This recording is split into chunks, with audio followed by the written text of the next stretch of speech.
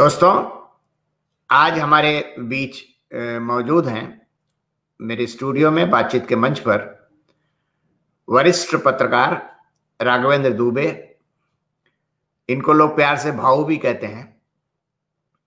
हालांकि भाऊ जो शब्द है वो बड़ा खतरनाक सा माना जाता है। फिल्मों में हमने देखा है, साउथ इंडिया फिल्मों, मराठी फिल्मों में भाऊ जो होता है वो डिफरेंट टाइप का, लेकिन ये बहुत ही सरल आदमी है। और मैं आपको बता दूं कि पत्रकारिता की दुनिया में एक विद्वान आदमी है ये। अभी इनसे बातचीत होगी तो और भी चीजें आपके सामने आएंगी। राघवेंद्र जी, आपका बहुत बहुत स्वागत है हमारे इस मंच पर। जी धन्यवाद। और ये मेरी खुशकिस्मती है कि आपने समय निकाल करके मुझे थोड़ा सा समय दिया है और आज हम आपसे बहुत सारी बातें करेंगे। आपकी जीवन यात्रा के बारे में, आपकी पत्रकारिता यात्रा के बारे में और पत्रकारिता के दौरान जो आपके अनुभव रहे हैं उसके बारे में। फिर आपकी जो किताब आई है, जो आपने जो सर्वहारा सामंत, एक किताब आपकी बहुत चर्चा में है, उसके बारे में। और आज के समय में पत्रकारिता की क्या स्थिति है इसके बारे में हम आपसे बातचीत करेंगे। तो यही है दोस्तों, मैंने जैसा कि बताया था कि राघवेंद्र जी जो हैं पत्रकारिता की दुनिया में एक जाना पहचाना नाम है, वरिष्ठ हैं। मैं इनको बहुत सालों से इनको जान रहा हूं, लेकिन फिर भी बहुत सारी बातें ऐसी हैं कि जो शायद मुझे भी नहीं मालूम है और जो आप जानना चाहेंगे। तो मैं राघवेंद्र जी से ये अनुरोध करूंगा कि वे पहले तो अपने बारे में बताएं, अपने कहाँ उनका जन्म स्थान है, पारिवारिक स्थिति कैसी रही, फिर पत्रकारिता की दुनिया में वो कैसे आए और पत्रकारिता में इन्होंने एक खास स्टैंड लिया है पत्रकारिता में, जो जानकारी मेरे पास है। और फिर आगे हम बातचीत करेंगे। आपने पूछा है, अपना परिचय बताएं। मेरे हाथ में एक पॉलिटिकल जीनियस डीपी त्रिपाठी पर केंद्रित किताब है जो मैंने ही लिखी है। इसका नाम है सर्वहारा सामंत। ये किताब ही है, सर्वहारा सामंत। ये एक पॉलिटिकल जीनियस और जिन्हें जेएनयू में लड़कियां कहा करती थी सुकरात ऑफ आवर एरा, उन्हीं की बायोग्राफी है और इन्होंने मुझे लिखने के लिए इसे चुना।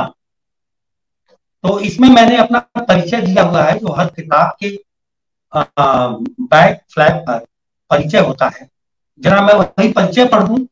उसमें हमारा घर गांव का भी पता है और नटशेल में हमारी बात भी हो जाएगी और एक सेल्फ स्टेटमेंट भी हो जाएगा। प्रचलित नाम भाव।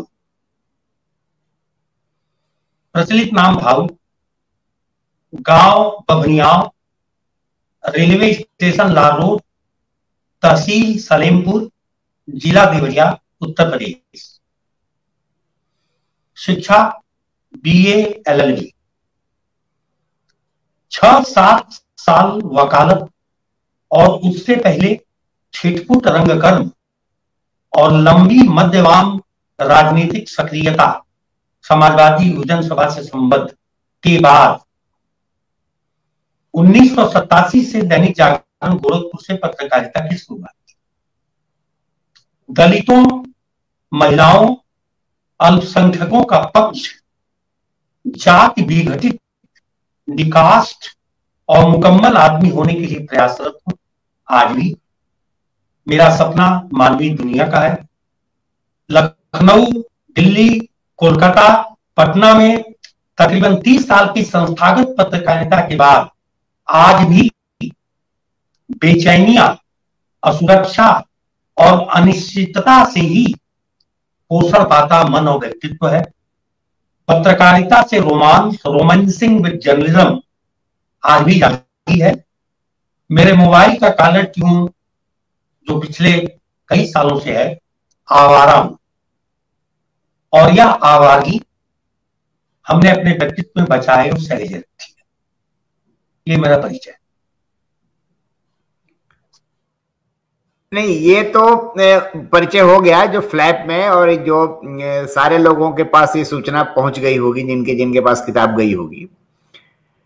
मैं अपनी शुरुआत यहां से करना चाहूंगा कि आपने बीए किया, फिर एलएलबी किया, और फिर आप पत्रकारिता, वकालत भी आपने की, और फिर आप पत्रकारिता की दुनिया में आपने कदम रखा। बीच में आपका वैचारिक जो है वो स्टैंड एक बना। तो जरा मैं जानना चाहता हूं कि पढ़ाई करते करते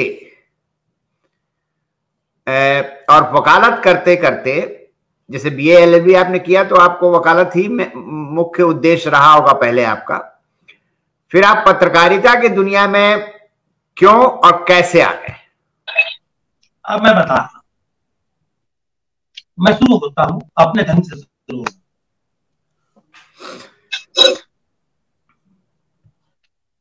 वो शेर है, दर्द का हद से गुजर जाना है दवा में। उसी तर्ज पर मैं बताऊं कि जैसे दर्द का हद से गुजर जाना है दवा हो जाना, ठीक उसी तरह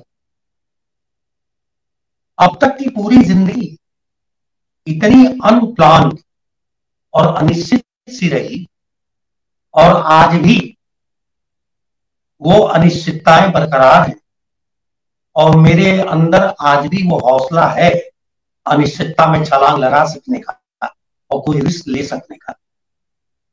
तो मैं ये बता रहा हूं 65 पार भी, जबकि मैं 65 पार का हो रहा हूं, उसके बाद भी ये बचा हुआ है।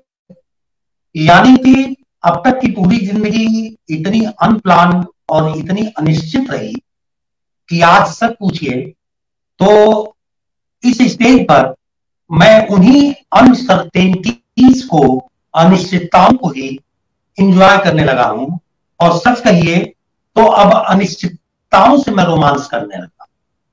मैंने, आप कह सकते हैं एक लाइन में मेरे व्यक्तित्व का, तो अगर मैं मेरा अपने बारे में एक लाइन का कोई वन लाइनर बयान हो तो ये है कि still I am enjoying, I am romancing with uncertainties. Calculation नहीं रहा जिंदगी में, कोई कैलकुलेटिव ऑर्डर नहीं रहा, कोई प्लान नहीं रहा, और बल्कि यूं कह सकते हैं कि हालात, परिस्थितियां, सिचुएशन जो कुछ भी रही, जिस तरह की उनके ठटके और उनके थपेड़ों पर रास्ते बनते रहे, मैं उन रास्तों पर चलता रहा। कोई प्लान नहीं था जिंदगी में, न कोई एम था, न कोई फोकस था आज की तरह का, या आजकल के युवाओं में जिस तरह का होता है। तो स्थिति ये हो गई कि अब मुझे जीवन की अनिश्चितताएं ही अच्छी लगती हैं, और मैं अनिश्चितताओं से ही रोमांस जी रहा हूं। 1965 में, 1965 में मेरी मां का देहावसान।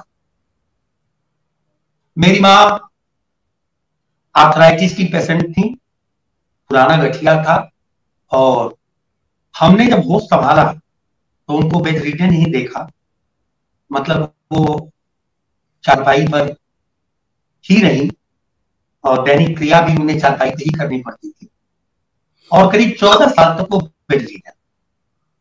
1965 में उनका देहावसान होता है। उस समय मेरी उम्र 12 साल रही होगी, 53 की पैदाइश है तो 12 साल हमारी उम्र रही होगी। 12 साल की उम्र में जब मैंने अपनी मां को देखा मरते हुए अपने सामने, उसके बाद बाल मन पर एक अजीब किस्म का, जिसको कहते हैं छाप, और बहुत कुछ अवांछित भी मुद्रित हो गया उस बाल मन पर, जो नहीं होना चाहिए था। उसके पहले का जीवन यूं समझ लीजिए कि मेरे पिताजी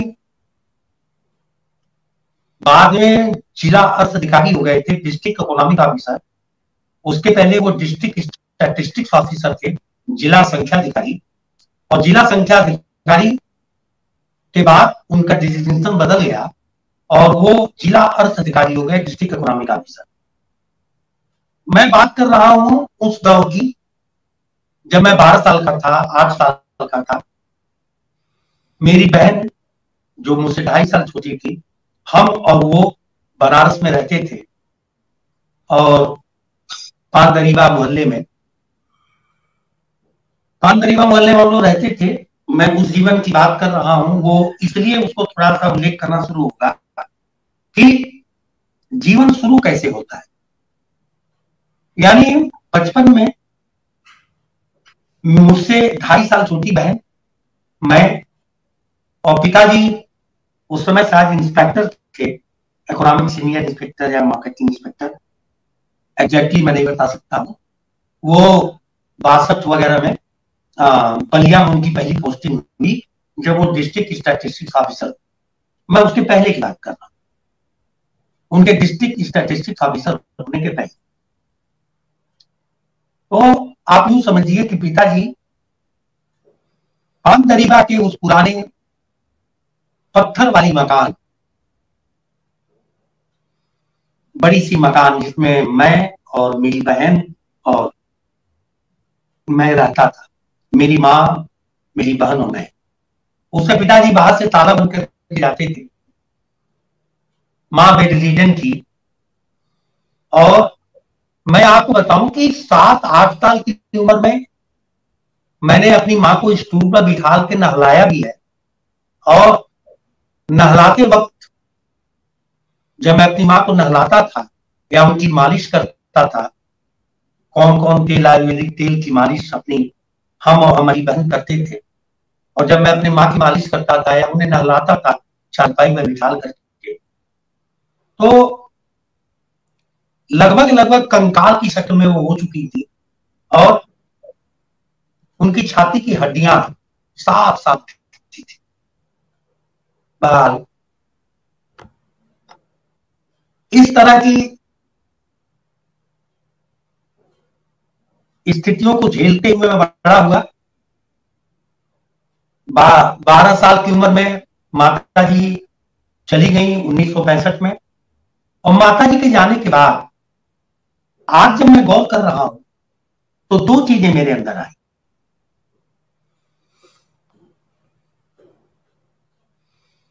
किसी स्त्री का, खासकर मां का प्यार, मां की ममता, मां की करुणा से 12 साल की उम्र में वंचित हो जाना, मुझे लगता है कि आज भी मैं अगर किसी औरत का सम्मान करता हूं, अगर मैं किसी औरत से मोहब्बत करता हूं, तो कहीं ना कहीं मुझे लगता है कि मैं शायद वही खोज रहा होता हूं जो मुझे अपनी मां से पाना है। आज भी वो साइकिक ऑर्डर मेरे में प्रिवेल करता रहता है। खैर 65 में मां जी मरी और पिताजी ने मुझे बिलथरा रोड में, मेरे चाचा जी वहां डीएवी इंटर कॉलेज में, हाई स्कूल में, मैंने इंटर में नहीं हाई स्कूल में मास्टर थे, उनके यहाँ पढ़ने के लिए भेज दिया। मैं आपको बताऊं कि 2 साल मैं केवल रोता था, मेरा पढ़ाई लिखाई में मन नहीं लगता और केवल रोता था। हुआ क्या, 1968 में मैं हाई स्कूल में फेल हुआ। आप कह सकते हैं कि पूरी दुनिया मुझे बड़ी बदशक्ल नजर आती थी और यही यही वो सन मेरा थी, यही वो जंक्शन था जब मेरे दिमाग में पूरी दुनिया के लिए एक नकार सा पैदा होने लगा और बहुत सारी चीजें जो किसी के लिए चमकीली अच्छी हो सकती थी, उनके लिए मेरे दिमाग में निगेटिविटी पैदा होने लगी। किताबों से भी रुचि हुई। वो सारे प्रचलित मानक जिसका किसी बच्चे को अच्छा माना जाता है उनसे चिढ़ होने लगी। मैं कुछ कुछ अनुशासनहीन होता जा रहा था, कुछ बदतमीज भी होता जा रहा था। अजब सा नकार पैदा हो गया मेरे जीवन में। और मां के मरने के बाद जो वैक्यूम हुआ, जो रिक्तता आई, उस रिक्तता को नकारात्मक प्रवृत्तियों ने और नकारने और दुनिया को नकारने की एक चेतना ने, जो जाहिर है कोई उसका दार्शनिक आधार नहीं था, कोई दर्शन सम्मत नकार नहीं था, उस समय हो भी नहीं सकता था। बस ये कि चीजें नापसंद आ रही थी, सब कुछ नापसंद आ रहा था, और पिता का अनुशासन भी नापसंद आ रहा था, बाप दुश्मन लग रहा था, और उसमें अजीब सी गंध आती थी कि जिसको आज मैं डिफाइन करता हूं कि मुझे लगता था कि वो क्यों होता था।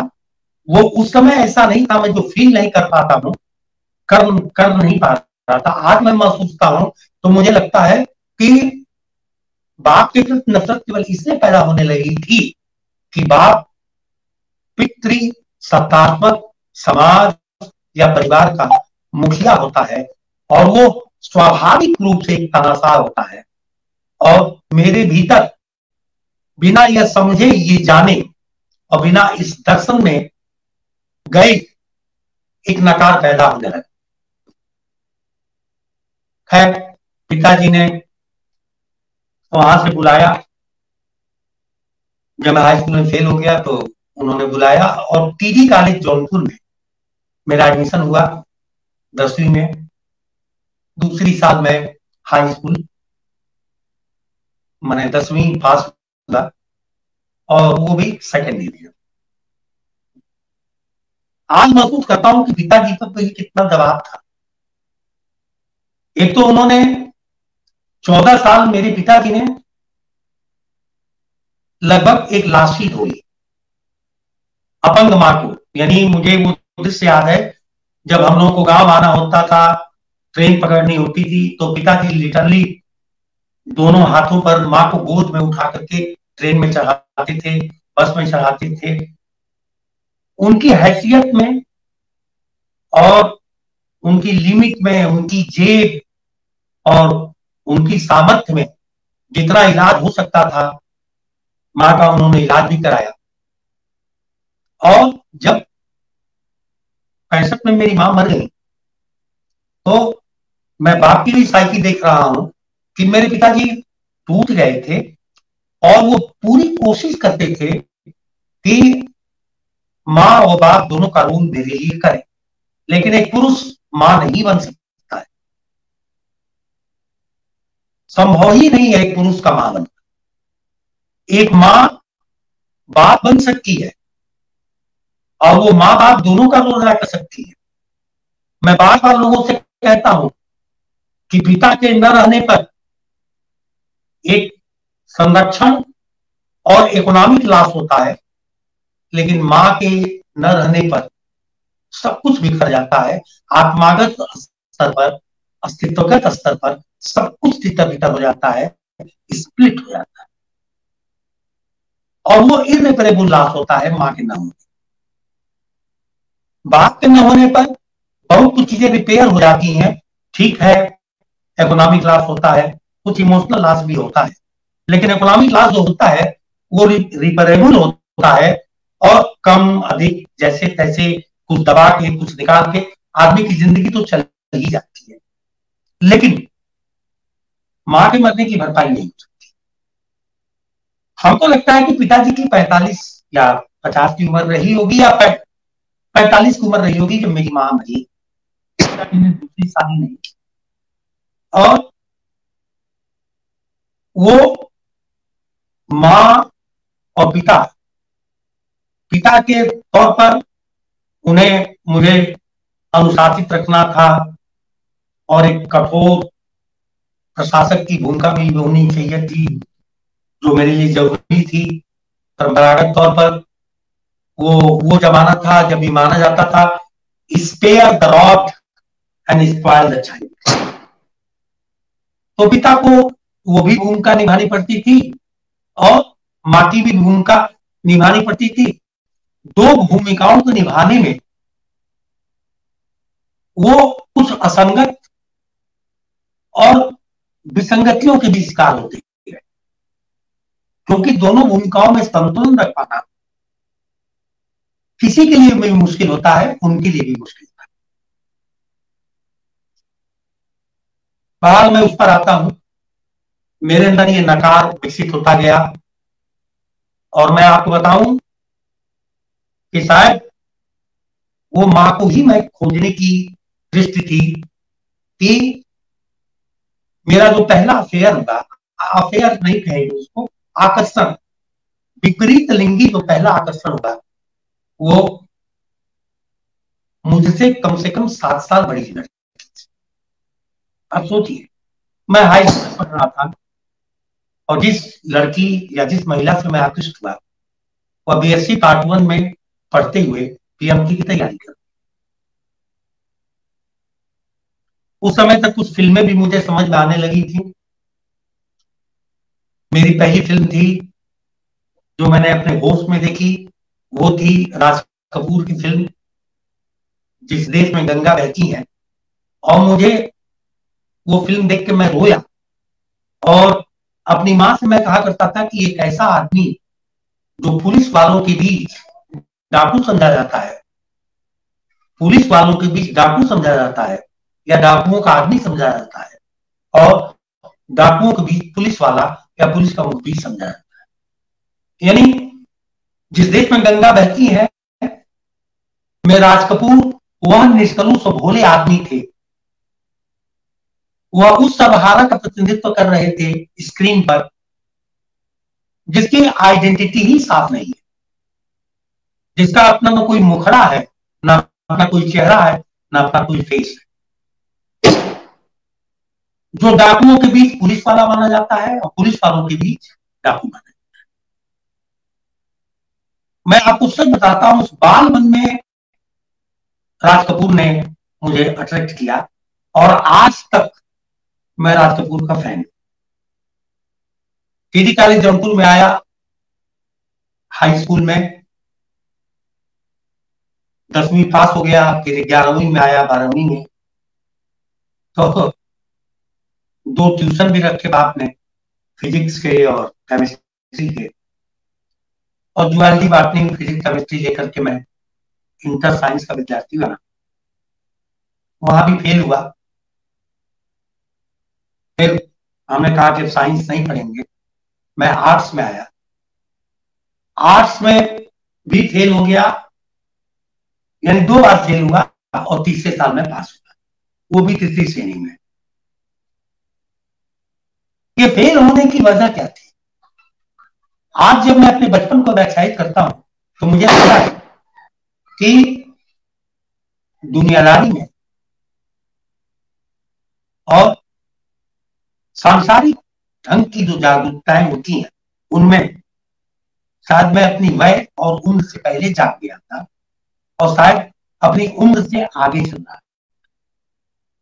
मुझे चीजें खूब समझ में आ रही थी और तब मुझे लगता था कि जो दुनियादारी की पाठशाला में अव्वल है, जो लोगों के छल छद्म समझ सकता है, जो परिवार, पटीदार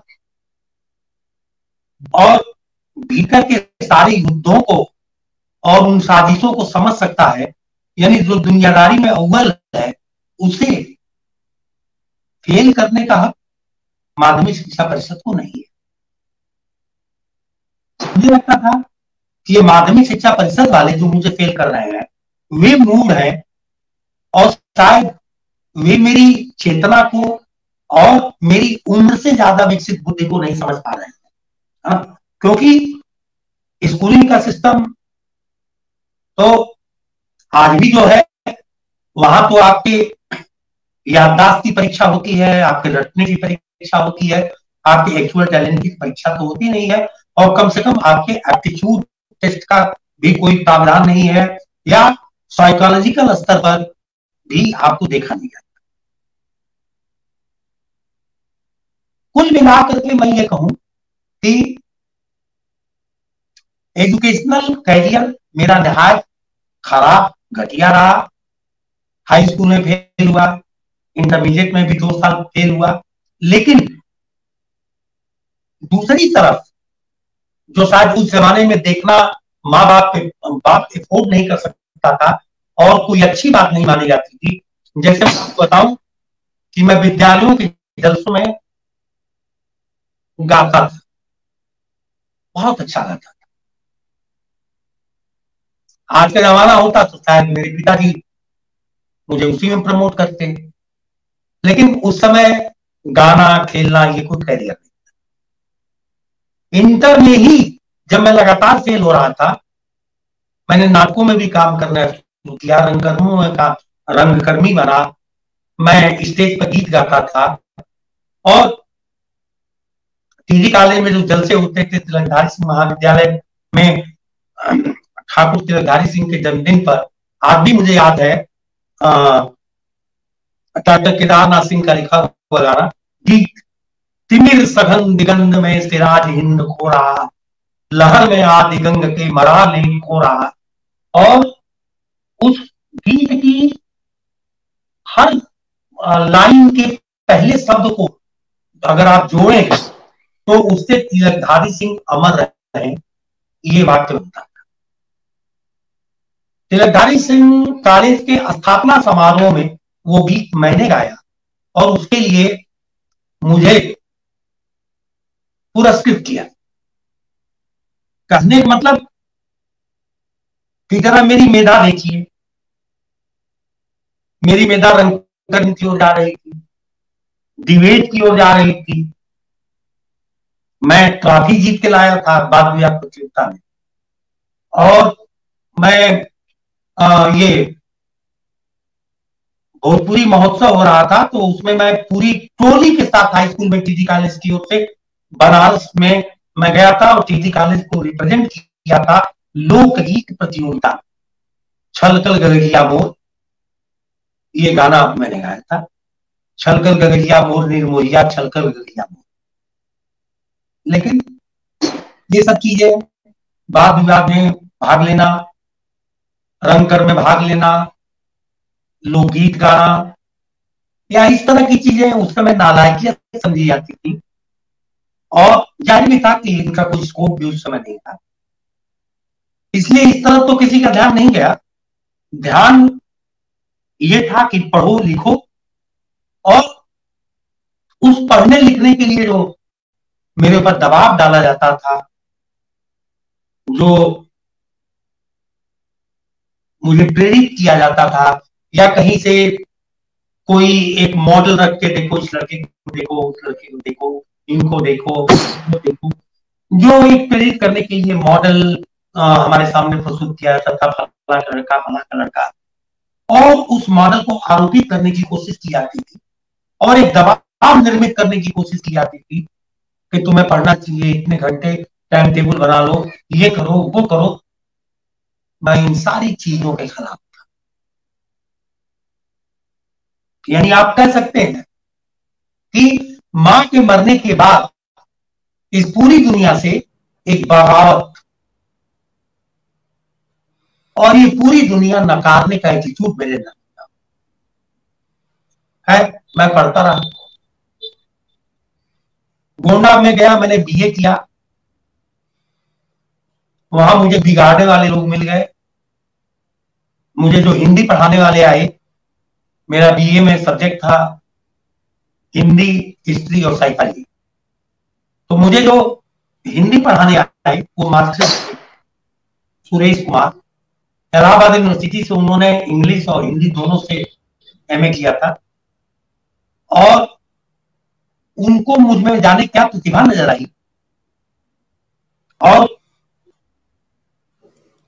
चलते चलाते मुझे याद है उन्होंने कहा था गजानन महाराज बोध का जो ब्रह्म राक्षस है, उन्होंने कहा मेरे भीतर का ब्रह्म राक्षस कभी संतुष्ट होगा जब मैं जितना जानता हूं, जितना समझता हूं, जिस तरह दुनिया देखता हूं, वो सब तुम तक मैं अंतरित कर लूंगा। वो मार्क्सवादी थे, साम्यवादी थे, उनका एमएल से जुड़ाव था, तब एमएल नहीं था, मैंने आज का एमएल, उसमें पता नहीं क्या था। मैंने कम्युनिस्ट संगठनों से उनका जुड़ाव था, अच्छे विद्वान थे, और यहाँ गोरखपुर डॉक्टर परमानंद श्रीवास्तव के अंडर में पीएचडी भी कर रहे थे। मुझे याद आता है कि जब मैं बीए में इम्तहान दे रहा था तो उनके पढ़ाए रास्ते पर उसी दरमियान उनके ही जरिए मेरा लाल बहादुर वर्मा से संपर्क हुआ। बीए में जब पढ़ रहा था, लाल बहादुर वर्मा की भंगिमा का वाचन और पाठन मैंने शुरू किया। ये सब चीजें एक दिमाग बना। वर्मा जी कभी गोंडा आते थे, मिलते थे, और वो मेरे अंदर अपूर्व प्रतिभा देखते थे और वो मुझे प्रेरित करते थे रंगमंच के लिए।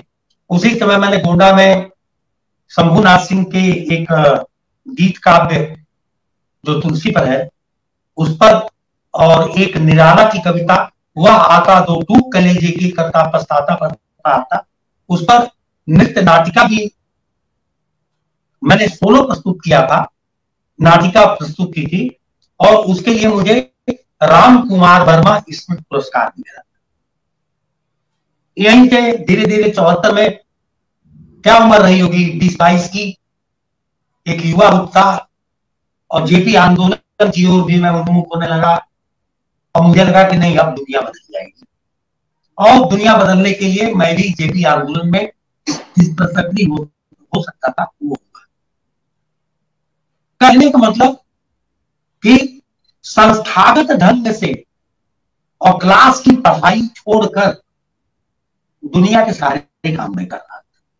मैं रंगकर्म कर रहा था, जैसे लाल बहादुर वर्मा जैसा जीनियस जो अब नहीं रहे, और पब्लिक इंटेलेक्चुअल रिकॉग्नाइज कर रहा था, मैं वो रंगकर्म कर रहा था। मैं जेपी आंदोलन से जुड़ा हुआ था। भंगिमा और सुरेश कुमार श्रीवास्तव के जरिए एक मेरा वाम मानस बन रहा था, वो भी एक ट्रेनिंग और एक स्टडी सर्किल चल रही थी, उसमें मेरी निर्मित हो रही थी, थोड़ा जेपी आंदोलन की ओर भी झुका हुआ था। और कहने का मतलब ये है कि पढ़ाई छोड़ करके रंगकर्म से लेकर के और आंदोलन से लेकर के लिखने पढ़ने और एकेडमिक और खास करके वाम साहित्य और वाम धार्मिकता की ओर मैं ज्यादा उन्मुख होने लगा। सच कहूं एक लाइन में तो मैंने क्लास में तो कभी पढ़ाई ही नहीं की, और एलएलबी में तो किया ही नहीं। 1-2 बार क्लास अटेंड करने गया तो विनोबा डिग्री डाले, मुझे सारे मास्टर मूर्ख लगते थे, और मैंने उल्टे 2 सवाल पूछ दिया, उसके बाद में कभी गया ही। अटेंडेंस अक्सर 60 होती थी, इसलिए 60 होती थी, तो कभी बाढ़ आई, कभी कुछ आई, तो आपातकालीन स्थितियों में वो अटेंडेंस की साजिश माफ हो जाती थी। पिताजी नहीं जानते थे कि मैं क्लास नहीं अटेंड करता हूं।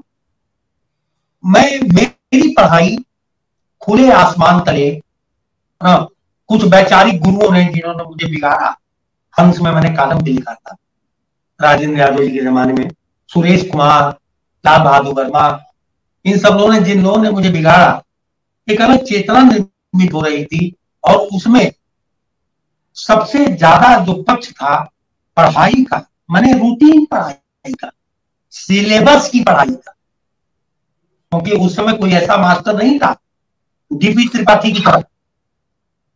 डीपी त्रिपाठी भी इलाहाबाद विश्वविद्यालय में पॉलिटिकल साइंस के प्रोफेसर थे, और मैंने इसी सर्वहारा सामंत में लिखा है कि वह छात्रों के सामने दुनिया का नक्शा फैला देते थे और कहते थे कि इसके पार भी देखो।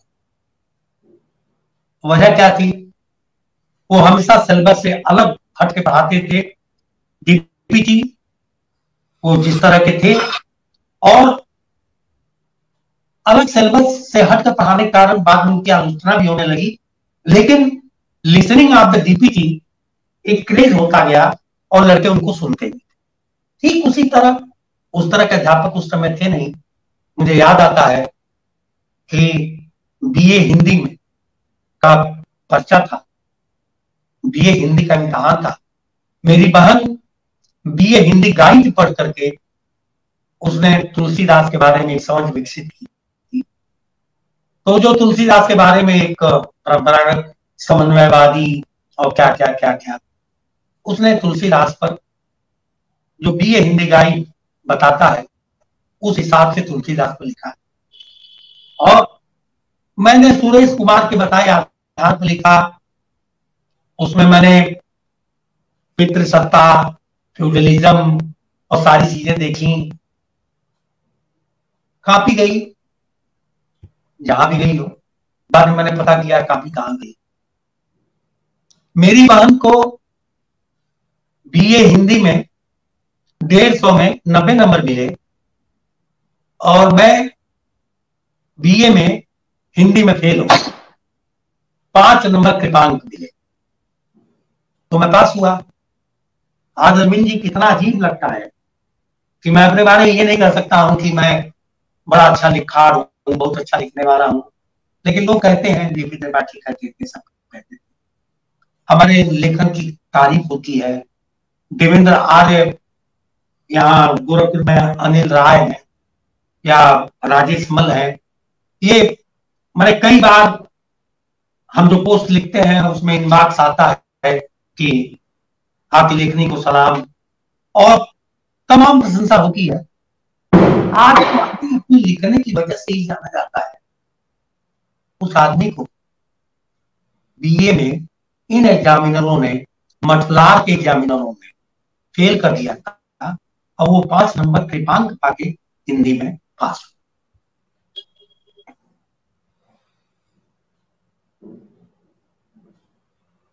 उसके बाद मैंने वकालत कर ली। वकालत के बाद मैं छोटा बेटा था और पिताजी को एक चिंता लगी रहती थी कि ये क्या करेगा, ये सिंह के पीछे है, चंद्रशेखर के पीछे घूमता है, मध्यवर्ती परिवार का लड़का के जीवन में क्या करेगा। तो उन्होंने मेरा दबाव डाल के लॉ में एडमिशन करा दिया। लॉ पूरा हुआ, मेरा भी registration bar council of Uttar Pradesh में हो गया। वकालत करने गया।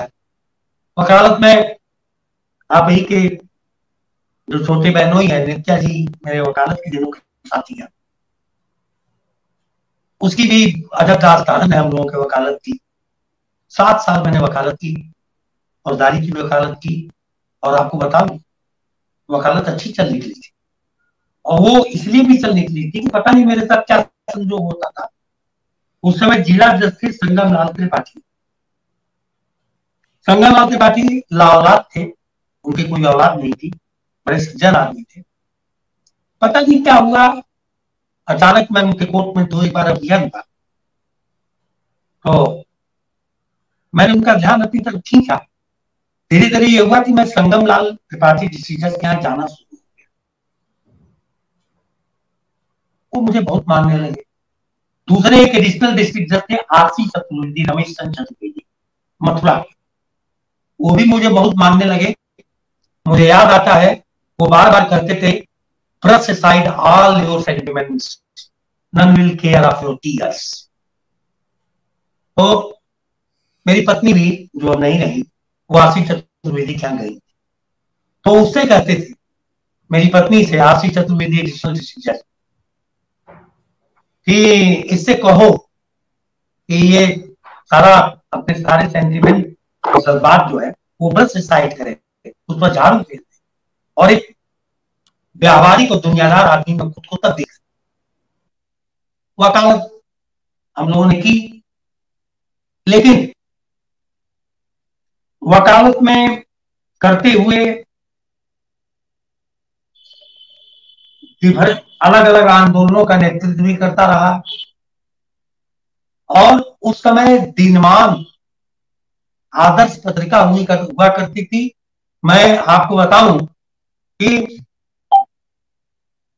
दिनमान जैसी कोई मैगजीन, पॉलिटिकल मैगजीन उस समय अंग्रेजी में भी नहीं निकल। दिनमान का क्रेज ये था कि दिनमान रोल करके और उसे हाथ में लेकर चलने वाला आदमी ही जो दिनमान कैरी करता था उसको लोग इंटेलेक्चुअल मान लेते थे कि ये इंटेलेक्चुअल होगा, इसलिए दिनमान पढ़ रहा है। मुझे याद है कि जब लोकनायक जयप्रकाश नारायण देवरिया आए तो पीडब्ल्यूडी के डाक बंगले में रुके थे। बहुत थोड़े से लोग उनके पास मिलने गए तो लोकनायक जयप्रकाश नारायण ने पूछा कि आप में से कितने लोग इम्प्रिंट इम्प्रिंट पढ़ते हैं। मैंने इम्प्रिंट का नाम ही नहीं सुना। फिर उन्होंने कहा कि कितने लोग जेंटलमैन पढ़ते हैं। जेंटलमैन का भी मैंने नाम नहीं सुना। बाद में मैंने जाना इम्प्रिंट पत्रिका के बारे में, जेंटलमैन पत्रिका के बारे में बाद में जाना, लेकिन उस समय मैं नहीं जाना, नाम भी नहीं सुना। तो जेपी ने मुझसे पूछा कि दिनमान कितने लोग पढ़ते हैं, तो मुझे याद आता है कि सबसे पहले मैंने हाथ उठाया था। उन्होंने पूछा कि इस हफ्ते का संपादकीय क्या है। मैंने जेपी से पूरा संपादकीय वर्बेटम कामा फुल स्टॉप के साथ सुना दिया। उसके बाद जेपी पढ़ने की जरूरतों को बल देते रहे और वो बताते रहे कि पढ़ना कितना जरूरी है। पढ़ने से मानस बनता है, पढ़ने से संदर्भ समृद्धि आती है और पढ़ने से नजरिया बनता है। इसलिए अगर तुमको आंदोलन में आगे तक जाना है या राजनीति करनी है तो अपनी अध्ययनशीलता विकसित करो।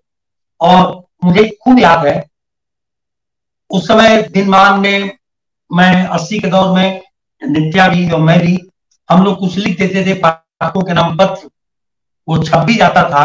तो हम लोग खुश होकर लोगों को दिखाते थे कि दिनमान में देखिए पाठकों के नाम पत्र कॉलम में मैं छपा।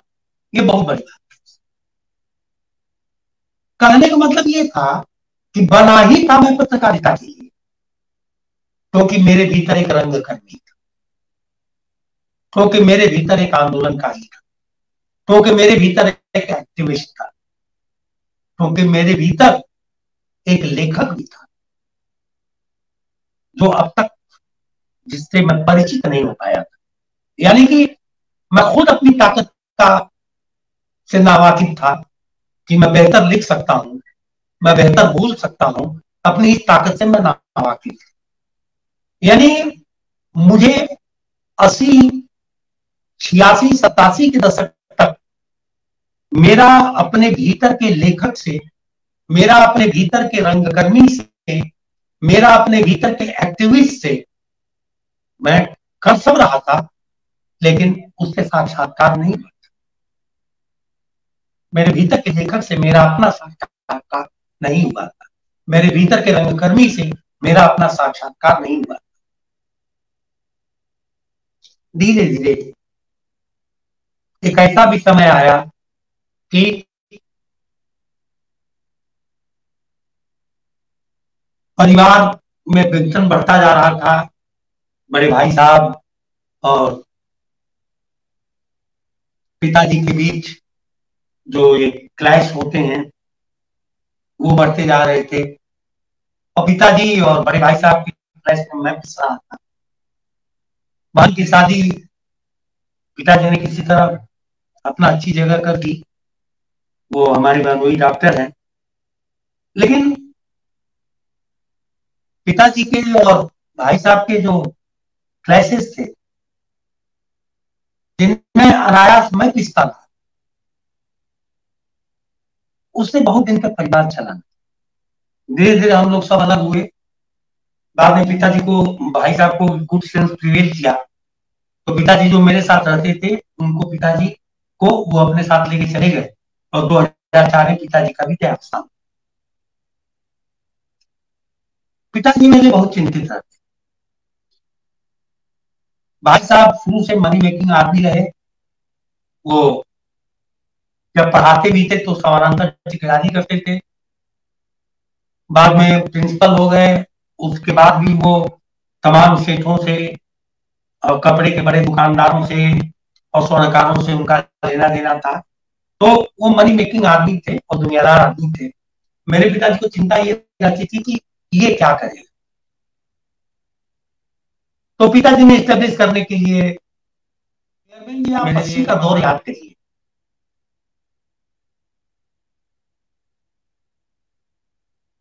वे जो घर के मोर्चे पर खेत रहे,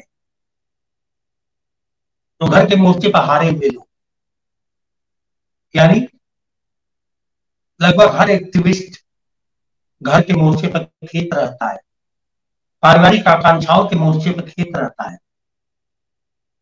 और हमारे जमाने में जो एक्टिविस्ट होता था 80 के दशक तक, उसके लिए एक खास विशेषण था, है ना, आवारा अविंदर।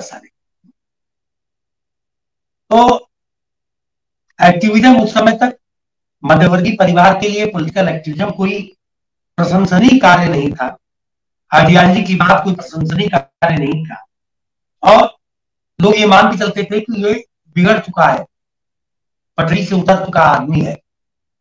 तो ऐसे समाज में और दोषपूर्ण और डिफेक्टिव गार्जियनशिप में मैं बड़ा हो रहा था।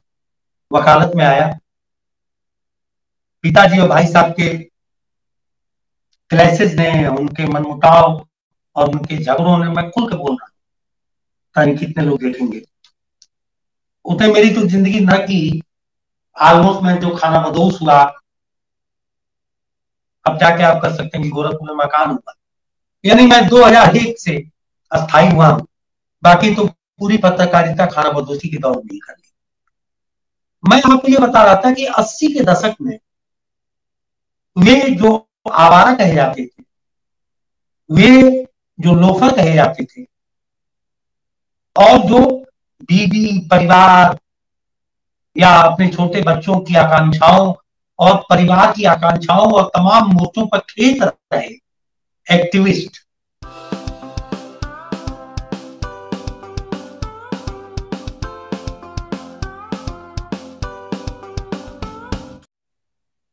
जब वो राजनीति में भी असफल हो जाते थे, वो पत्रकारिता में 80 के दशक तक आप याद करें कि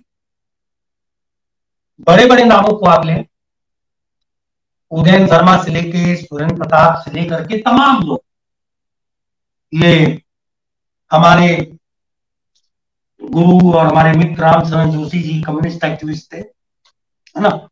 आप देखिए कि मैंने 74 तक जितने भी लोग पत्रकारिता में आए वो एक्टिविज्म से आए।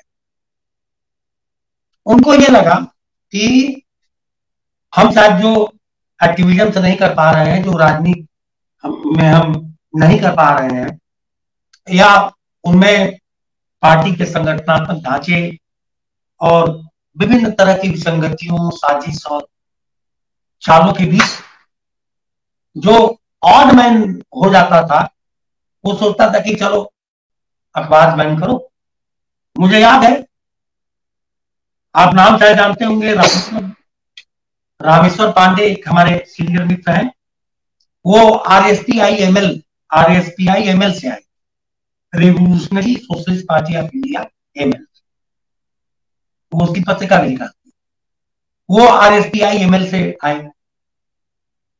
प्रमोद झा मार्क्सिस्ट थे, बहुत सारे लोग, ये जयप्रकाश शाही बहुत अच्छे कवि थे, और उनकी प्रेम कविताएं आज भी मुझे खूब याद है। कुल मतलब मैं अलग अलग नाम न लूं तो मैं उदयन शर्मा से लेकर के गोरखपुर के तमाम लोगों तक, रामसेवक श्रीवास्तव से लेकर के रामेश्वर पांडे और तरित कुमार तक की बात कर रहा हूं। आप देखिए कि ये सारे लोग एक्टिविज्म से पत्रकारिता में, ये वो दौर था। इसको सबसे पहले देखा और समझा आडवाणी ने, जो जनता सरकार में सूचना प्रसारण मंत्री। बड़ा दुख होता है कि इस फिनोमेना को कम्युनिस्ट पार्टियां नहीं समझ सकी, और समाजवादी नेता भी उस समय जो शीर्षक थे इस फिनोमेना को नहीं समझ पाए। खुली और ओपन भर्तियां शुरू हुई जब लाल कृष्ण आडवाणी सूचना प्रसारण मंत्री थे, जनता सरकार में अटल जी विदेश मंत्री थे। और आज भी 2-3 नाम मैं बता सकता हूं जो किसी संस्थान में ग्रुप एडिटर के पोस्ट पर हैं, वो लोग क्या थे? कोई इलाहाबाद में आरएसएस का होल टाइमर था, नगर प्रचारक था, कोई आगरा में आरएसएस का होल टाइमर था। ऐसे लोगों को पकड़ पकड़ के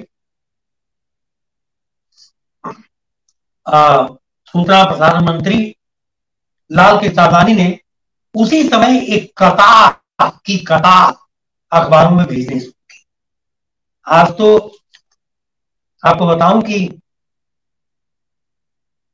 खास करके हिंदी अखबारों में स्टीयरिंग सीट पर बैठे हुए जितने भी नाम हैं, बड़े नाम, सब,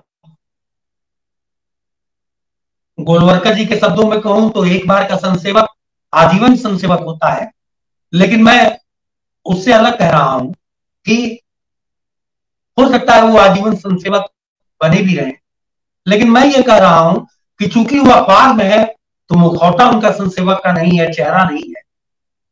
वो एजेंडा भले सेट कर रहे हो, लेकिन हिंदी अखबारों में मैं आपको बता दूं कि 80% स्टेयरिंग पर बैठे हुए लोग, जो संचालक सीट पर बैठे हुए हैं, और जो group editor, senior news editor ऐसे पदों पर हैं, उनमें से आज की तारीख में 80% लोग पूर्व संसेवक। एलिमिनेशन हुआ हम लोग। चंद लोग आए समाजवादी रुझान के, समाजवादी आंदोलनों से पत्रकारिता में, चंद लोग आए नक्सलवादी आंदोलन से पत्रकारिता में, या विभिन्न अलग अलग वाम आंदोलनों से आए पत्रकारिता में। और मैं बताऊं, अगर वो पत्रकारिता में आए, वाम आंदोलनों से अगर वो पत्रकारिता में आए, तो वो अपनी मेधा से आए, वो अपनी क्रिएटिविटी से आए, वो अपनी संदर्भ समृद्धि से आए, अपनी रचनात्मकता से आए, वो किसी ज्योति बसु या सीताराम येचुरी या प्रकाश करात की सिफारिश पे नहीं आए। इसी तरह हम लोग पत्रकारिता में आए तो तब तो जानते भी नहीं थे, हमारा कोई परिचय भी नहीं था, लेकिन मैं ये बताना चाहता हूं कि मैं किसी जनेश्वर मिश्र की सिफारिश से नहीं आया, मैं किसी किशन पटनायक की सिफारिश से नहीं आया, मैं किसी मुलायम की सिफारिश से नहीं आया। और ये लोग ऐसा कर भी नहीं रहे थे, शायद इनको ये जरूरत भी नहीं महसूस हो रही थी कि बाकायदा एक सांस्कृतिक आधार, हमारी पार्टियों का वैचारिक आधार खड़ा होना चाहिए, और कम से कम अखबार की दुनिया में हमारी वैचारिकता के लोग जाएंगे तो हमें एक सांस्कृतिक, सामाजिक, खासकर एक सांस्कृतिक और एकेडमिक मजबूती मिलेगी। मुलायम सिंह ने तो मुझे नहीं लगता 2-1 लोगों को नौकरी दिलाई हुई, पर्सनल, मैं उनका नाम नहीं लूंगा, लेकिन 2-3 लोगों को नौकरी दिला दिया। जनेश्वर मिश्र ने भी शायद किसी के लिए कोई पैरवी नहीं की। तो कम्युनिस्ट नेताओं ने भी पैरवी नहीं की। जो कम्युनिस्ट और सोशलिस्ट अखबारों में आए, वो शुद्ध रूप से अपनी मेधा, अपनी रचनात्मकता, अपनी क्रिएटिविटी, अपनी भाषा समृद्धि, अपनी संदर्भ समृद्धि की वजह से आए, वो किसी की पैरवी से नहीं आए। लेकिन दूसरी तरफ किसी को वीरेश्वर द्विवेदी पकड़ के जो बाद में चले गए विश्व हिंदू परिषद में, इलाहाबाद से पता लगा वो आदमी जो है वो इलाहाबाद का नगर प्रचारक है, और वीरेश्वर द्विवेदी उसे पकड़ के ले आकर के आगरा में उसको न्यूज एडिटर बनवा दिए। ऐसी भर्तियां होने लगी। ये देखिए आरएसएस की तैयारी, ये 77 से ये सिलसिला चलते 92 में जब हिंदू पुनरुत्थानवाद, हिंदुत्व के पुनरुत्थानवाद, या कह लीजिए धर्मांधता का और आवारा और सटोरिया पूंजी का क्लब होता है, मैंने दोनों का गठबंधन होता है, बाद में वही का, यानी एक तरफ उदारीकरण हो रहा था, मार्केट सुप्रीमेसी के लिए और सटोरिया पूंजी के लिए बाजार खोला जा रहा था। हम मार्केट सुप्रीमेसी की ओर बढ़ रहे थे और दूसरी तरफ बाबरी मस्जिद गिराई जा रही थी। और आज तो आप अद्भुत उदाहरण दे सकते हैं, आज इसी आवारा पूंजी और धर्मांधता का अद्भुत कॉकटेल काम कर रहा है इस पूरे देश। तो मैं ये कह,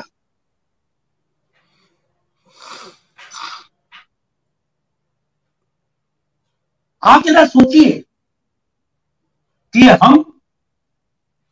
मैं नहीं जानता आपकी डेट ऑफ बर्थ क्या है, मैं ये कह रहा था कि ये 50 से लेके और 54 के बीच जो पैदा हुए लोग हैं, 50 से 54, मेरी भी 53 है, 1953, ये जो 50 से 54 के बीच जो पैदा हुए लोग हैं, ये एक ट्रांजिशन के दौरान पैदा हुए लोग, यानी गुलामी का साया अभी पूरी तरह खत्म नहीं हुआ था, अभी वो प्रिवेल ही कर रही थी और नीम आजादी का धुंधलका थोड़ा थोड़ा छाया हुआ था, यानी थोड़ी गुलामी और थोड़ी आजादी। जब नेहरू के नेतृत्व में देश को स्टेप अप लेना था और भारत को एक गणराज्य स्टेब्लिश करना था, लोकतांत्रिक गणराज्य, जिसके बारे में दुनिया के सारे लोगों को ये शक था कि will India remain A union, क्या भारत एक लोकतांत्रिक गणराज्य के रूप में प्रिवेल भी कर सकेगा? और ये चुनौतियां थी नेहरू के साथ। खैर, नेहरू ने जो किया भारत निर्माण, उस पर मैं नहीं आ रहा हूं, मैं ये बता रहा हूं कि मेरी पूरी पीढ़ी जो 50 से लेकर के और 53 के बीच, 54 के बीच पैदा हुई, ये पूरी पीढ़ी नीम गुलामी और नीम आजादी के बीच का जो संक्रमण था उसमें पैदा हुआ। हम हाई स्कूल में जाते हैं, परंपरागत मैथ की पढ़ाई गुड बाय हो जाती है, और जिस साल मैंने हाई स्कूल में इम्तिहान दिया उसी साल ट्रिग्नोमेट्री और अलजेब्रा इंट्रोड्यूस हुआ, यानी वो पढ़ाई का भी संक्रमण काल।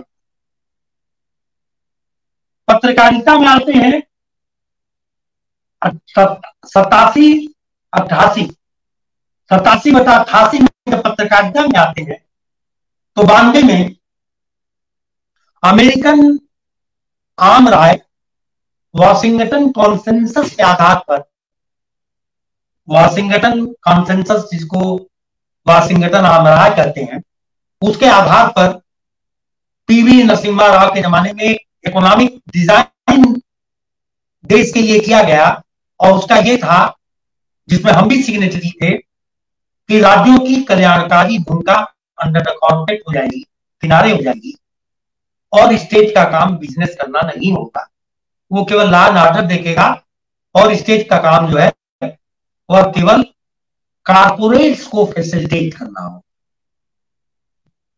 यानी ये हैवी पूंजी, और दूसरी तरफ राम जन्मभूमि के लिए आंदोलन, यह भी संक्रमण।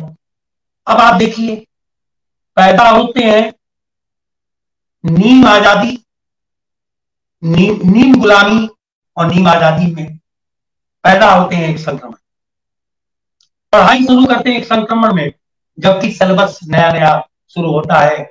हाई स्कूल में जब मैं इम्तिहान देने जा रहा था, 9th में था, उसी साल ट्रिग्नोमेट्री इंट्रोड्यूस हुई। दर्जा 6 से अंग्रेजी की पढ़ाई होती थी, प्राइमरी में नहीं होती थी, 6th क्लास से अंग्रेजी पढ़ाई होती। वो संक्रमण। पत्रकारिता में आता हूं तो वो भी एक संक्रमण। संक्रमण क्या?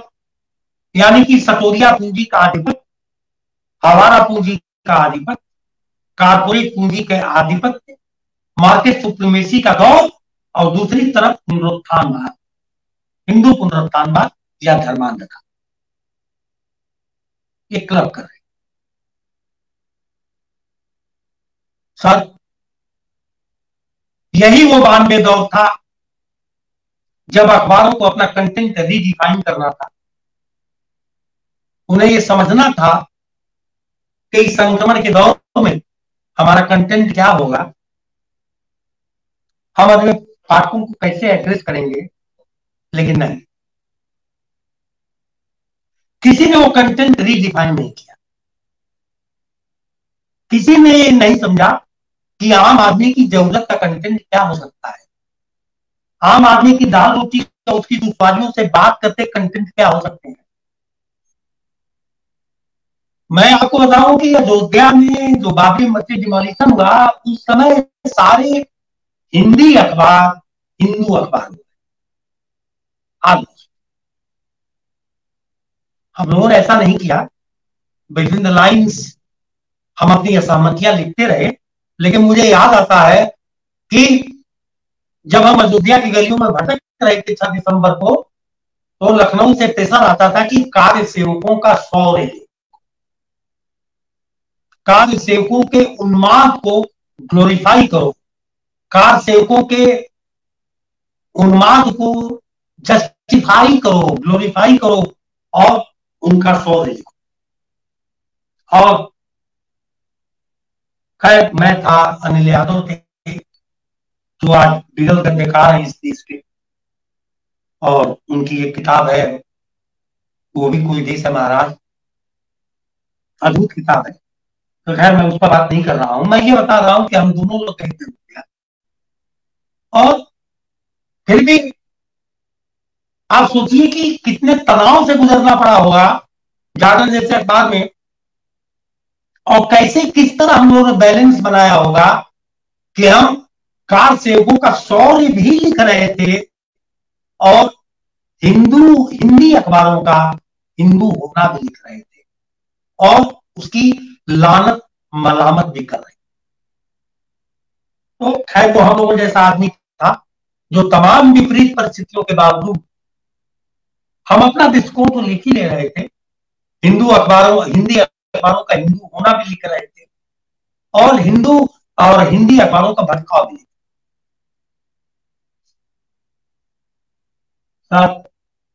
वही वो जंक्शन है 92 और 91 में लखनऊ, गोरखपुर मेरा छूट, 91 में लखनऊ आ गया। हमारे गुरु कहते थे, एस के त्रिपाठी जो इंडियन एक्सप्रेस में थे, वो कहा करते थे कि पत्रकार हमेशा सत्तासीनों के लिए या ब्यूरोक्रेट्स के लिए अनकंफर्टेबल होता है, और सबसे पहले तो वो खुद के लिए अनकंफर्टेबल होता है। यानी जब आप खुद के लिए अनकंफर्टेबल होना डिजर्व कर सकें, यानी खुद को जितने अनकंफर्टेबल सिचुएशन में डाल सकें, यानी खुद को अनकंफर्टेबल सिचुएशन में डिजर्व कर सकते हो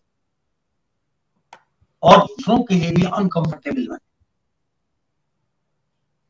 सुविधा न बने।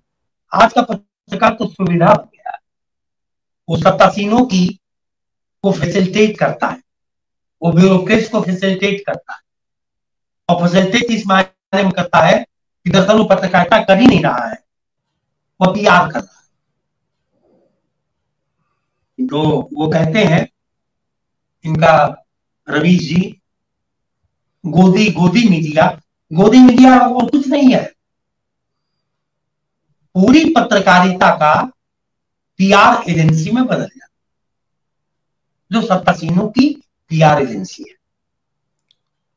नॉन चमस्की भी यही लिखते हैं, अब पूरी पत्रकारिता दरअसल पीआर एजेंसी हो गई है। और मैं आपको बताऊं कि एक अमेरिकी मैगजीन है न्यूयॉर्कर, उस न्यूयॉर्कर मैगजीन में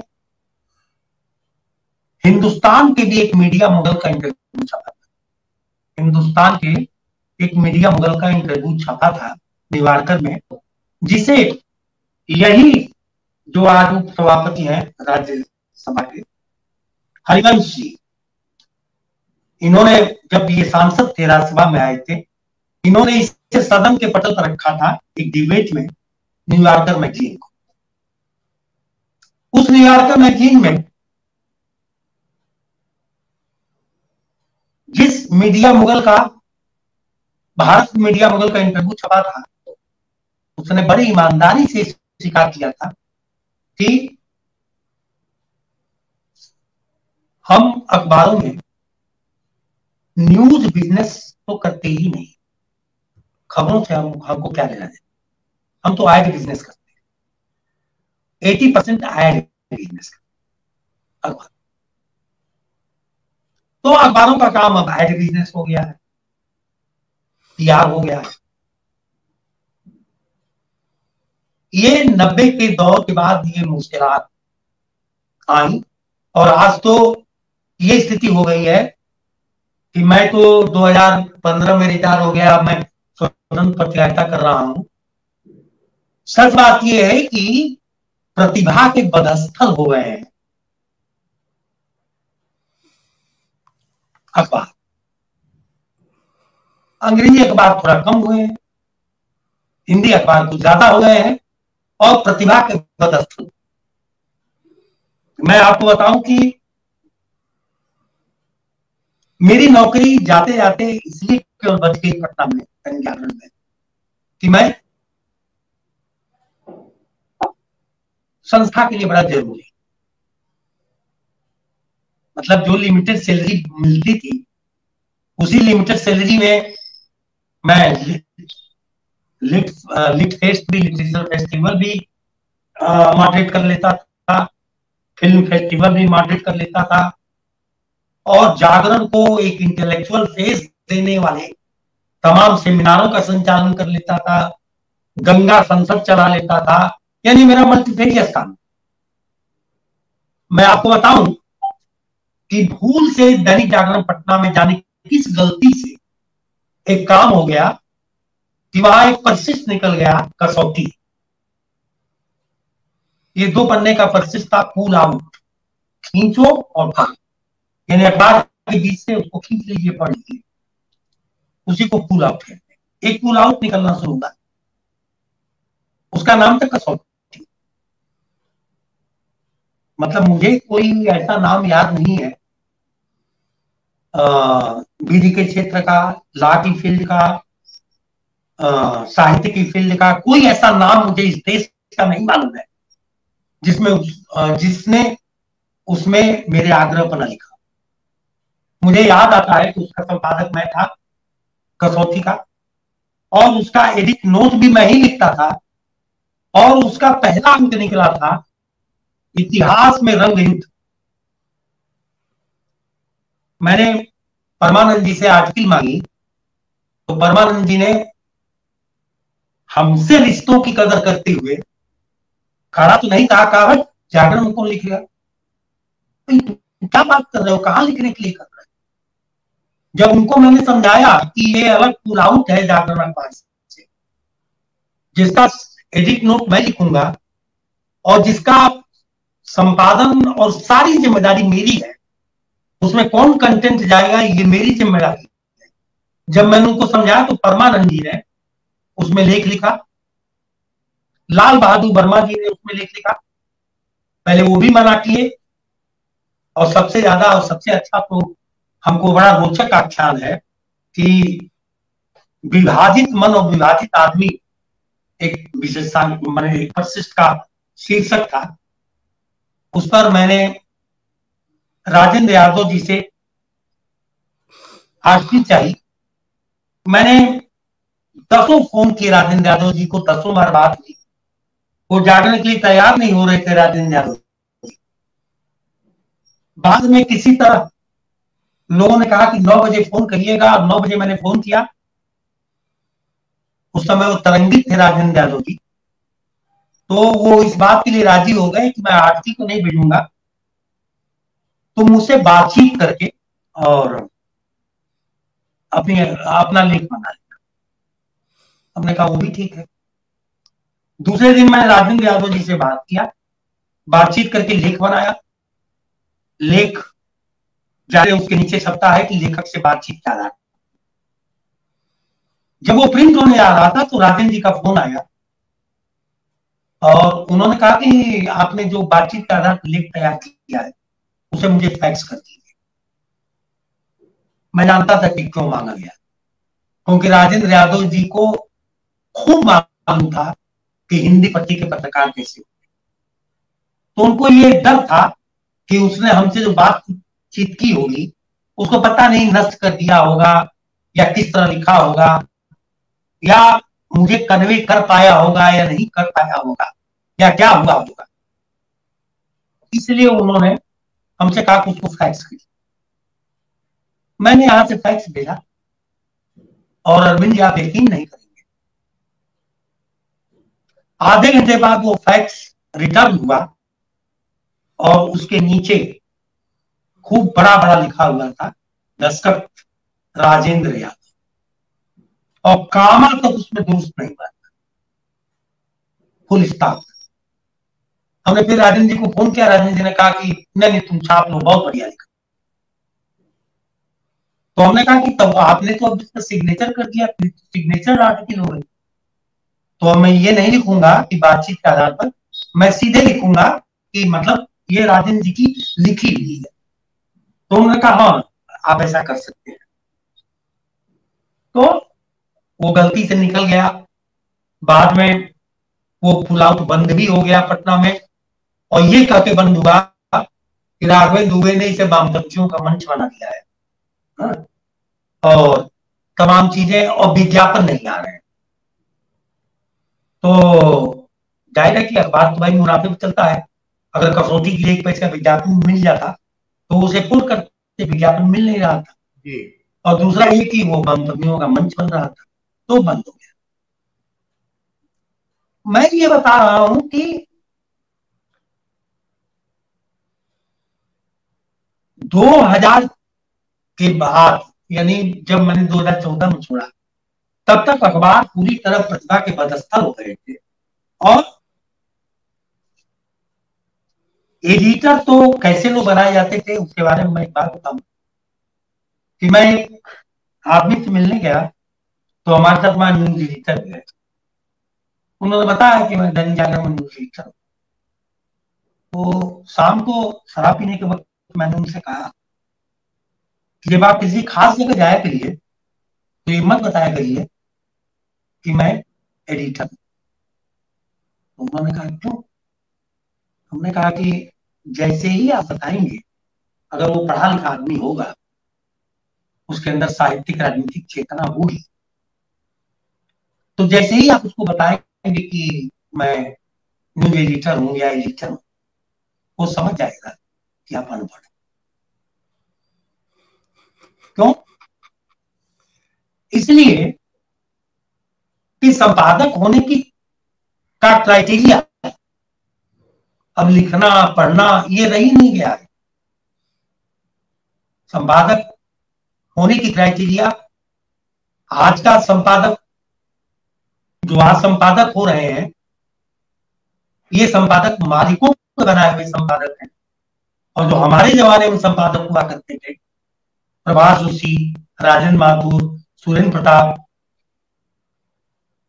उनको संपादक का कर जनता से बात हो गई पत्रकारिता पे। जरा मेरा एक सवाल है एक यहाँ पर कि आपने ये जो डीपीटी पे किताब लिखी है, सर्वहारा सामंत, ये इसके लिखने के पीछे क्या कारण था आपका? मतलब क्यों आपने डीपीटी को ही चुना? पॉलिटिकल फील्ड में तो और भी बहुत सारे लोग हैं, और एक जमाना था जब अच्छे अच्छे लोगों को कांग्रेस लाई थी अपने उसमें पाले में, तो डीपीटी को ही आपने क्यों चुना? उनका उनके उनके कैरियर के बारे में तो मुझे जानकारी है कि इलाहाबाद में वो पढ़ाते थे और कैसे थे, ये सब जानकारी है मुझे, लेकिन आपने एक लेखक की दृष्टि से उन पर क्यों फोकस करना जरूरी समझा? समझा। उन्होंने एक दिन बुलाया और मुझसे कहा कि राघवेंद्र तुमको मेरी बायोग्राफी लिखनी है, लिख दोगे? जाहिर है कि मेरे पास कोई ऑप्शन नहीं था हाँ कहने का। एक दिन उन्होंने सुबह सुबह बुलाया था, बुला के कहा कि राघवन मेरी बायोग्राफी तुमको लिखनी है। हमने कह दिया हाँ सर लिखेंगे। उसे 10 दिन बाद इंडिया इंटरनेशनल सेंटर में मैं बैठा था, विनोद दुआ भी थे और कुछ और लोग थे। वहां मेरे मुंह से निकल गया कि त्रिपाठी जी, गुरुदेव, मैं उनको गुरुदेव कहता था, गुरुदेव आपने मुझे ही क्यों चुना? आपके पास तो एक से एक लोग हैं और आपके पास तो कतार पड़ी है, आपने मुझे ही क्यों चुना? तो गुरु जी नाराज हो गए। उन्होंने कहा कि मेरे चैन पर सवाल उठाने का अख्तियार आपको नहीं है। मैं चुप रह गया। उसके बाद उन्होंने कहा कि अगर मैंने तुम्हें चुना है तो तुम कौन होते हो ये पूछने वाले कि मैंने तुम्हें क्यों चुना? एक चीज। दूसरा, राघवेंद्र एक बात समझो कि मैं यूं ही नहीं किसी को चुन लेता हूं। मैं तुम्हारा लिखा पढ़ा पिछले 5 सालों से देख रहा हूं, तुम्हारी फेसबुक पर भी लिखी चीजें देखता हूं, तो मुझे लगता है कि तुम ही लिख सकते हो और तुम्हारे लेखन शैली का मैं मुरीद हूं, इसलिए मैंने तुमको चुना है। हाँ ठीक है, नाराज होकर मैंने ये भी कह दिया कि अगर मैंने तुमको चुना है तो मेरे चयन पर सवाल उठाने वाले आप कोई नहीं। मैंने उस पर लिखना शुरू कर दिया। आपने एक सवाल ये पूछा है कि संसदीय राजनीति में बहुत लोग थे, ठीक है, बहुत लोग थे, डीपीटी भी उसमें थे, लेकिन मैं आपको बताऊं ये डीपीटी ने ही कहा था, अरविंद जी, और आप भी जानते होंगे, मैं राजनीति से परे कोई चीज नहीं मानता। राजनीति से परे न मेरी सांस है, न राजनीति से परे मेरा जीवन है, न राजनीति से परे साहित्य मानता हूं, न राजनीति से परे कविता मानता हूं। मेरा ये मानना है कि सब कुछ पॉलिटिकली ड्रिवन है। इसीलिए मेरा यह भी विश्वास है कि इस देश के या दुनिया के जितने भी स्थापित इंटेलेक्चुअल हुए हैं वो अपने समय के राजनीतिक ही थे। सहमत या सहमत छोड़ी, बहुत सारी असहमत सहमत थी। लोहिया से बड़ा इंटेलेक्चुअल कौन, जेपी से बड़ा इंटेलेक्चुअल कौन, ईएमएस नंबूदरीपाद से बड़ा इंटेलेक्चुअल कौन, बीटी रणदिवे से बड़ा इंटेलेक्चुअल कौन, आचार्य नरेंद्र देव से बड़ा इंटेलेक्चुअल कौन? मेरा ये कहना है कि अपने समय का स्थापित इंटेलेक्चुअल अपने समय का स्थापित पॉलिटिकली होता है, और जो राजनीति से अलग चिर अस्मरणीय क्लासिक रूप में विचरते हैं कलावादी होते हैं।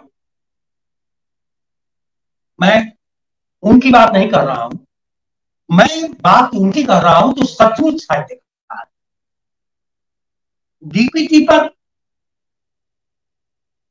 उन्होंने कहा तो लिखना था, इसलिए मैंने लिख दिया। लेकिन जब डीपीटी पर मैंने सोचना शुरू किया तो 2 लाइनें सुन लीजिएगा। नफा नुकसान की तुला तरक कर और बहुत दुनियादार नजरिए से नहीं समझा जा सकता डीपी त्रिपाठी और उनके सपने को, जो राख की ढेर में भी धधकती होगी आग की तरह, एक फूंक में दहक उठेगी। डीपीटी कभी रोशनी को नेपथ्य में धकेल देने की साजिशों के खिलाफ पगलाए मन था, संभावनाओं को चेतना के धागे पर गुन देने के सपने का नाम था। कभी कभी तितली की तरह उड़कर चंद्रमा के फूल पर बैठ जाने का और बेनून कोनों को उस्मित कर देने के जुनून का नाम था डीपीटी। इसीलिए तो डीपीटी अपने दौर में यूथ आइकॉन थे। किसी की बायोग्राफी लिख रहा लेखक लेखन में जाने अनजाने अपनी निष्ठा भी खोलता है। मैं महसूस कर रहा हूं कि जब मैं डीपीटी पर लिख रहा हूं, उनका व्यक्तित्व संसदीय इतिहास के कुछ फैसलाकुन क्षण, यथार्थ, सौंदर्य, मिथकों और संस्कृतियों की आवाजाही के समुच्चय सा दिखने लगा है। वायदा यह भी है जो कोई इस किताब को पढ़ेगा उसे कम से कम अपने वास्तविक राजनीतिक संघर्षों में डीपीटी अपने साथ खड़े मिले। मुझे लगता है कि आप समझ गए होंगे कि मैंने क्यों डीबीटी। आपने उनकी बायोग्राफी लिखी, तो जो उन्होंने बताया अपने बारे में वो वही लिखा कि आपने उनके बारे में कुछ खोज वगैरह भी की? कलकत्ता गया, मैं इलाहाबाद गया, 5 दिन इलाहाबाद रहा, कलकत्ता रहा। कलकत्ता में उनके बचपन के मित्रों से मिला।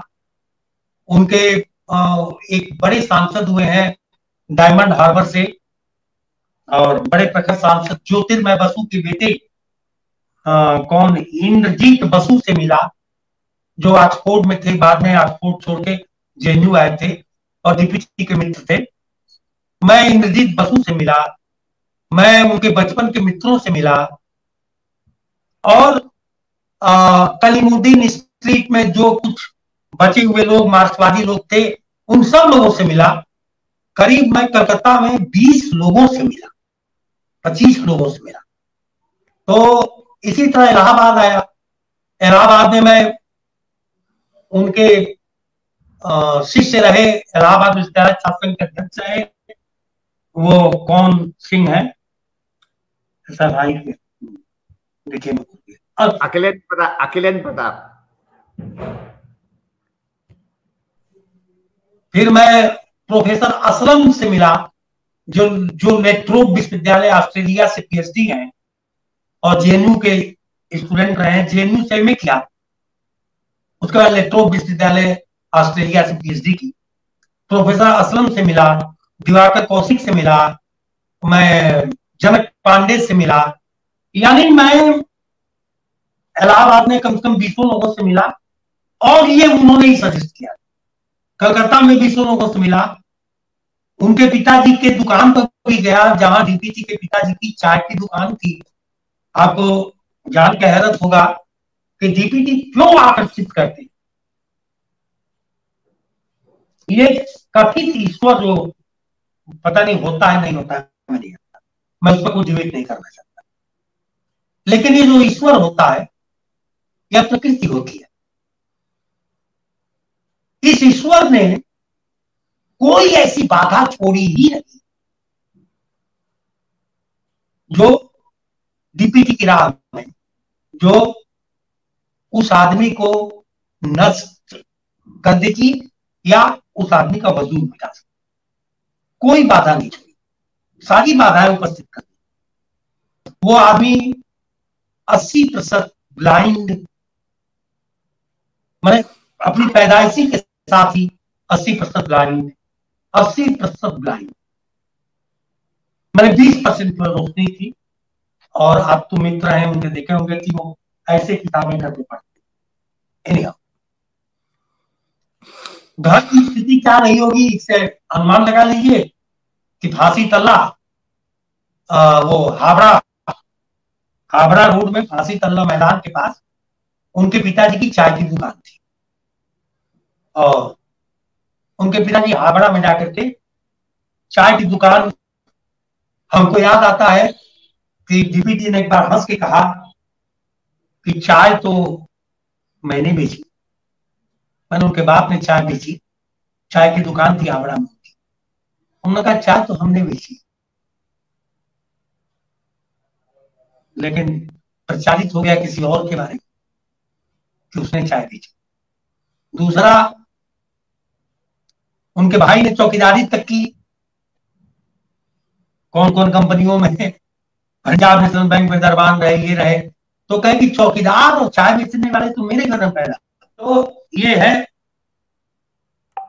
कहने का मतलब ये कि 80% ब्लाइंड आदमी, लगभग निर्धन परिवार का व्यक्ति, एक निर्धन परिवार का, सीतापुर जैसे मध्य उत्तर प्रदेश के सबसे निहायत पिछड़े इलाके का, एक पिछड़े हुए इलाके की, हिंदी पट्टी के पूर्वी उत्तर प्रदेश के एक पिछड़े इलाके का रहने वाला आदमी, हिंदी मीडियम में जिसकी पढ़ाई हुई है ना, कादीपुर तक वही परंपरागत पढ़ाई, इंटर तक की पढ़ाई, परंपरागत पढ़ाई, पिछड़े इलाके में पैदा हुआ, 80% ब्लाइंड, निर्धनतम परिवार, और वह आदमी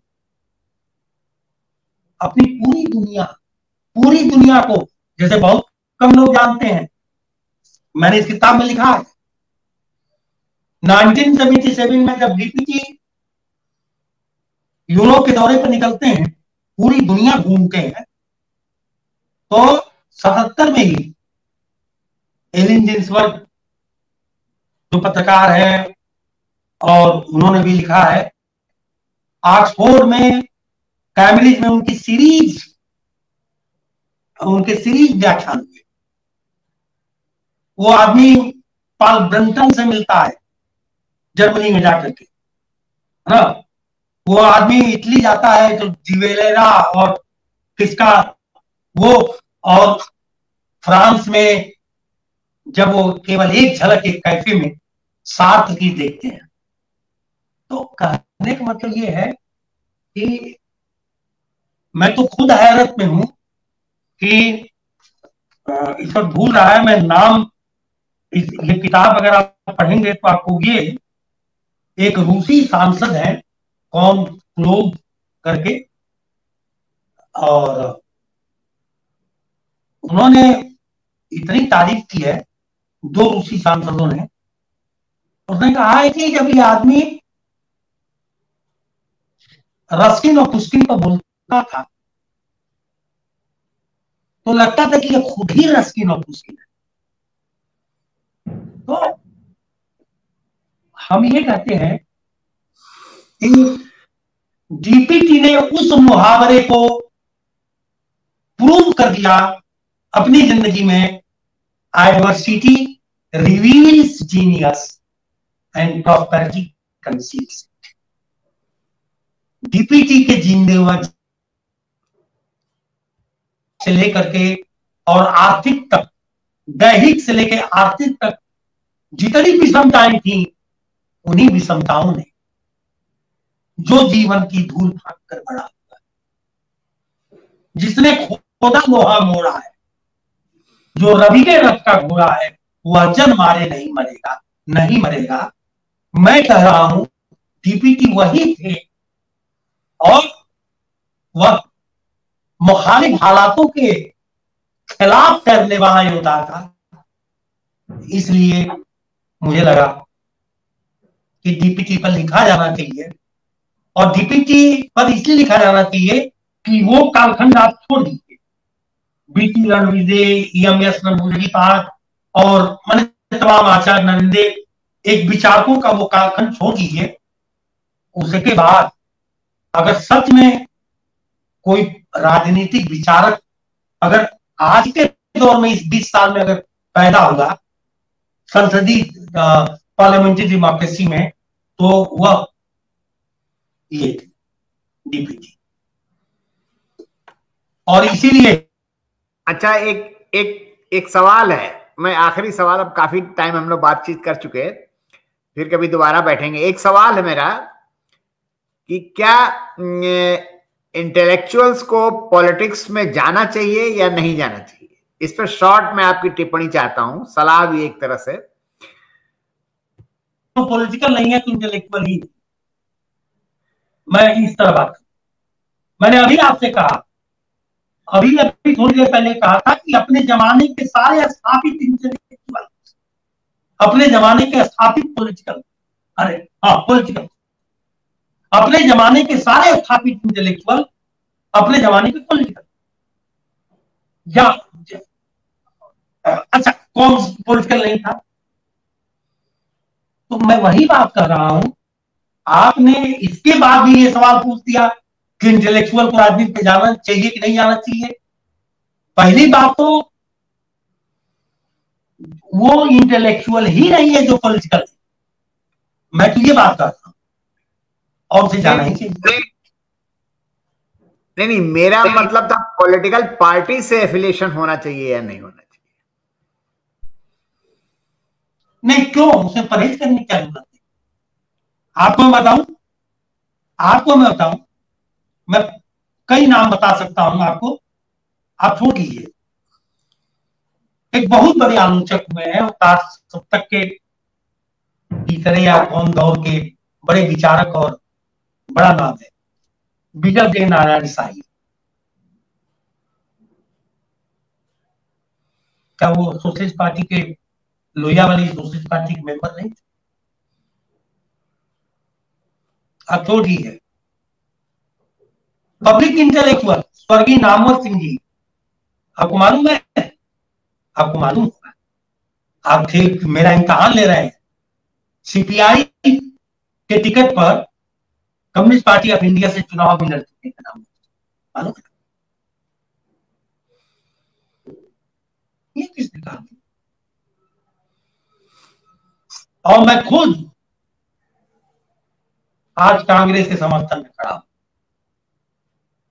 राहुल के समर्थन में, और मैंने राहुल का किताब भी लिखी जैसे सांस, उसके भी मेरे अपने तर्क तो होना चाहिए।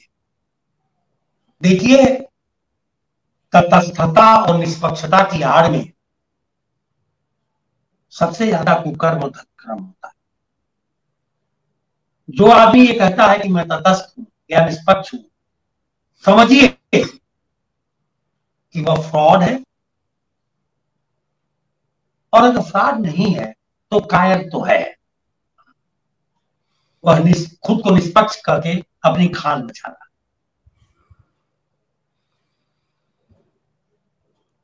चलिए, आपसे बहुत अच्छी बातचीत हुई और काफी कुछ मुझे जानने को समझने को मिला।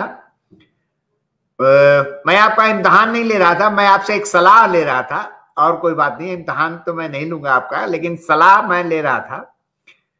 तो खुद इंटेलेक्चुअल है और आपकी वैचारिक संबद्धताएं भी मैं जानता हूं, लेकिन मैं आपसे भी हाथ जोड़ के कह रहा हूं कि कोई पार्टी ज्वाइन कर। चलिए, आपसे बहुत अच्छी बातचीत हुई, आपने इतना समय दिया, हम लोगों ने काफी बातचीत कर ली और ये लोगों को काफी पसंद भी आएगा। इसी के साथ हम आपसे विदा लेते हैं। आपका बहुत बहुत धन्यवाद और नमस्कार। नमस्कार।